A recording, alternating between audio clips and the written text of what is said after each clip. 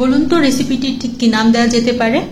কারণ এই রেসিপিটি আমি তৈরি করেছি মুরগির সেই সমস্ত অংশ দিয়ে যা সহজে কেউ খেতে চায় না, কিন্তু স্বাদ হয়েছিল দুর্দান্ত। এই রেসিপিটি আপনি লুচি, পরোটা অথবা রুটি দিয়ে পরিবেশন করতে পারেন এবং কথা দিচ্ছি যে একবার এই রেসিপিটি খাবে সে বারবার আপনার কাছে খেতে চাইবে।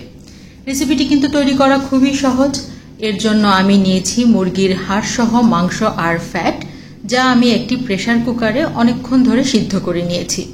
সিদ্ধ হয়ে গেলে প্রেসার কুকার থেকে মাংসগুলোকে অন্য একটি পাত্রে নামিয়ে নিব আর ব্রথটা সেভ করে রাখবো, যাতে প্রয়োজনে পরবর্তীতে ব্যবহার করা যেতে পারে।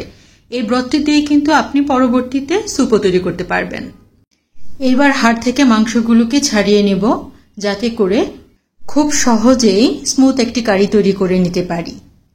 মশলাটি তৈরি করার জন্য মিক্সিং জারে নিয়ে নেব পেঁয়াজ, রসুন, আদা, কিশমিশ, কাজু বাদাম, কালো গোলমরিচ, জিরা গুঁড়ো, কাশ্মীরি লঙ্কা গুঁড়ো, হলুদ গুঁড়ো, টমেটো সস আর রুম টেম্পারেচারে রাখা দুধ দিয়ে সেটিকে খুব ভালো করে ব্লেন্ড করে নেব।